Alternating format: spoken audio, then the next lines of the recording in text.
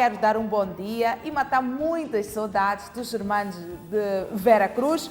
Ele, que há muito tempo não ouvia e hoje está aqui com Sexualidade Humana, o seu mais recente livro, que é Explicações Científicas e Educativas para Adolescentes e Adultos. Bem-vindo ao Belas Manhãs, irmão. Bom dia, muito obrigado. Bom dia, bem, eu estou habituada ao Vera Cruz, não? Mas quando eu digo Vera Cruz, é mulher? Não, é homem.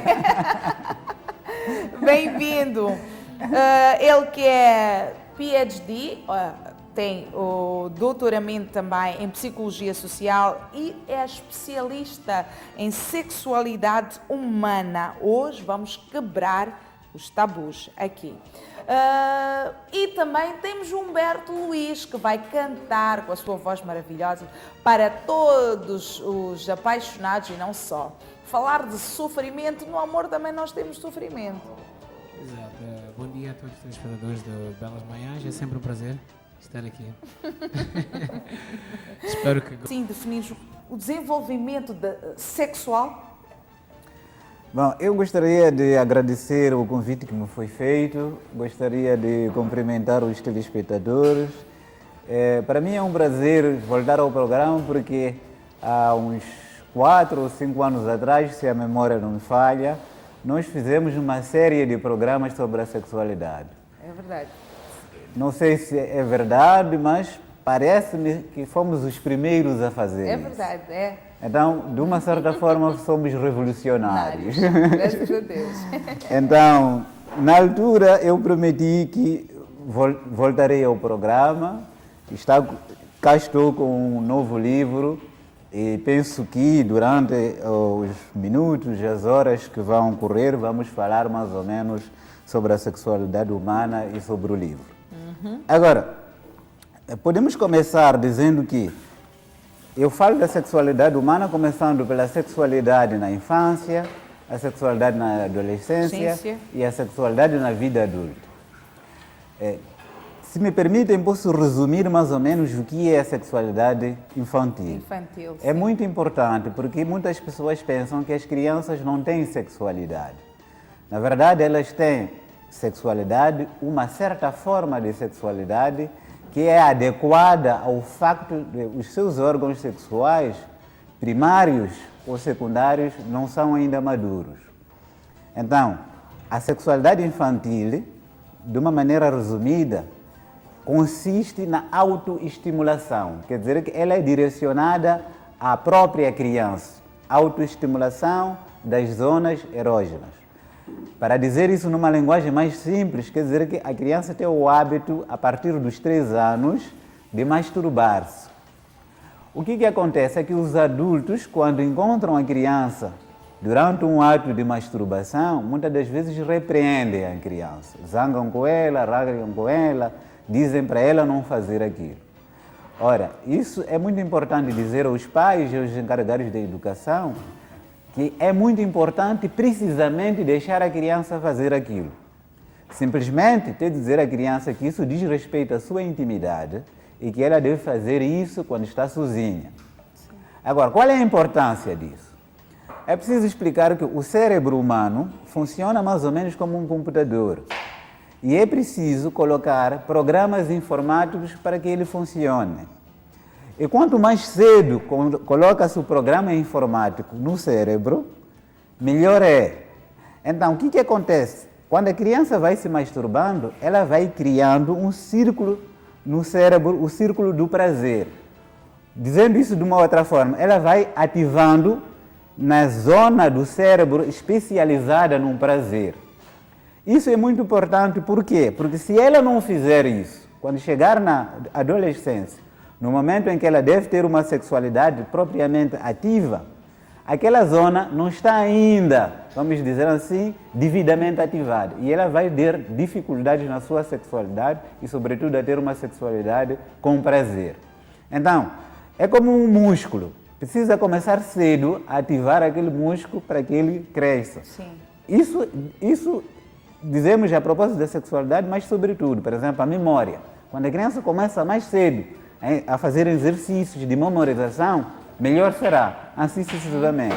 Então, esse ato de masturbação para além de que ela descobre as suas zonas erógenas, permite que ela crie um circuito do prazer no cérebro, que ela ativa aquelas zonas que são responsáveis do prazer, e é assim que quando ele chegará à adolescência vai poder ter uma sexualidade mais, vamos dizer assim, satisfatória.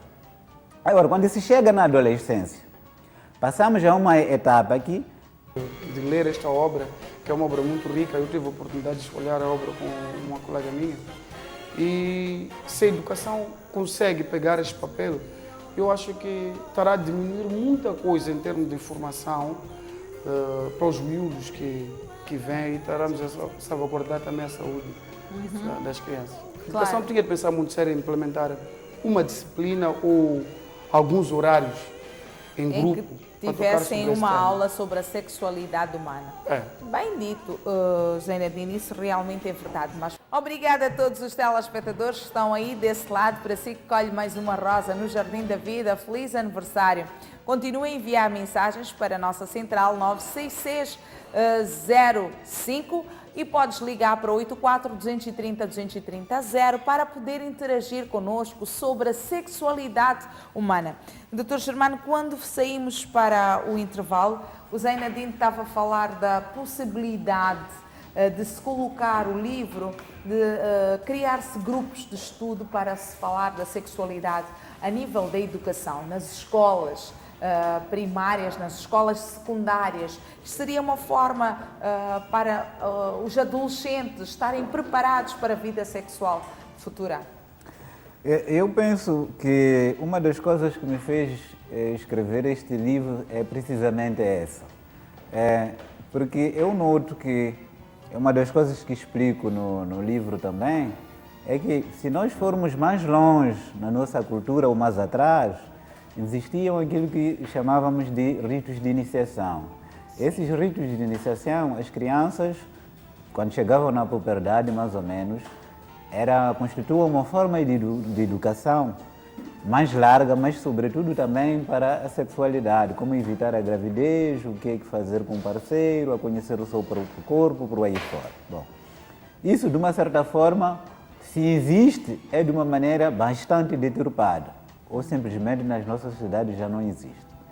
Agora, o que nós temos agora são, penso, dois elementos. É que os adolescentes, por curiosidade, vão aprendendo, vendo os filmes pornográficos, ou então indo naqueles sites na internet, ou com conversa com os amigos, em que muitas das vezes há muita informação que eu chamaria de desinformação, quer dizer, muita informação que não corresponde à verdade ou à realidade.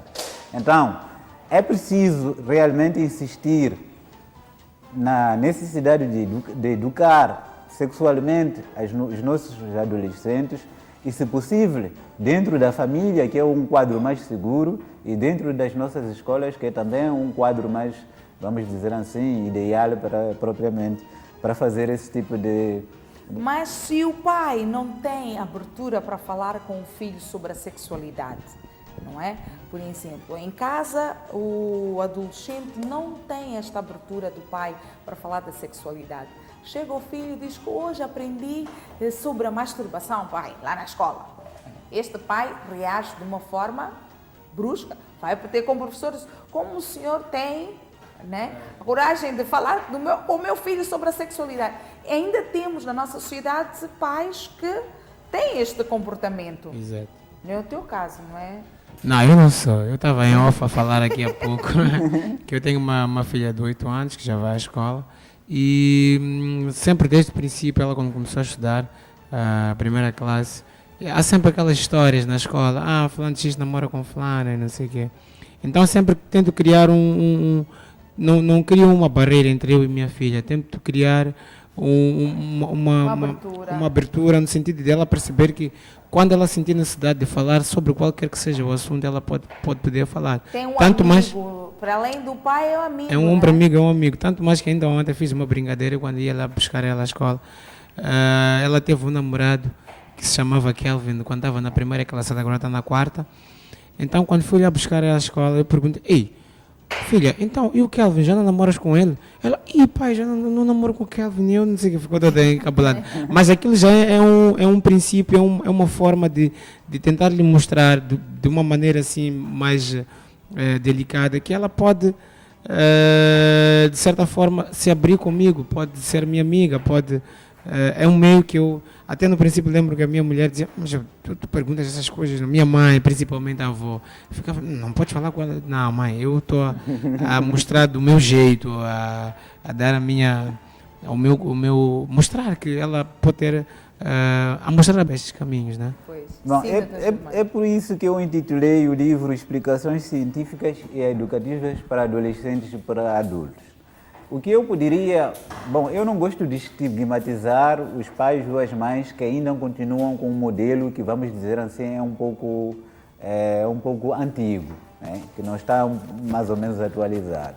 Mas, se eles temem alguma coisa, primeiro eu penso que eles podem ler o livro antes de entregar o livro para as crianças. Podem ler, eventualmente podem fazer uma cópia das partes que eles acham que é melhor que os filhos leiam. Digamos, para começar, não é?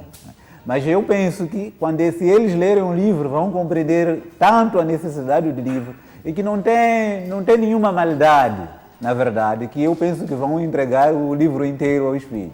Essa é uma modalidade que eu penso que pode ser encontrada. A outra modalidade, por exemplo, é que nas escolas, eu penso que não há nenhum mal em envolver os pais. Podem convidar os pais que quiserem para vir assistir uma aula com os filhos falando sobre sexualidade, para eles compreenderem que não se trata aí de alguma coisa estranha. Não, é uma forma de educação como muitas outras e que muitas das vezes contribui para evitar erros e para evitar também mal-entendidos muitas das vezes sobre a questão sexual. É para o bem das pessoas, na verdade. Não se trata de um trauma secreto contra o pai ou contra a mãe. Germano Vera Cruz, eu quero agradecer-lhe também pela presença no programa. Muito obrigada por estar cá hoje, ter estado cá hoje e esclarecer as dúvidas para muitos telespectadores. Posso dizer 2 palavras somente? Sim. Dizer que este livro foi editado pela Alcance Editora. As pessoas podem encontrar o livro nas livrarias. Tem a Livraria Conhecimento, na Mabuco, na Minerva Central, no SPA, Cada Terra, na Matola. Em todo caso, as pessoas podem ir nas livrarias, perguntar se tem, se não tiver, podem ir para outra livraria, assim sucessivamente. Ok, muito obrigado a todos os telespectadores. Já vem o prato daqui a bocado para si. Tá, muito obrigado. Roberto Luís, cantas para nós? Let's go. Muito obrigado pelo convite mais uma vez. Foi bom estar aqui. E parabéns pelo teu vídeo, está um show. Muito obrigado. Olha, que eu queria cantar a música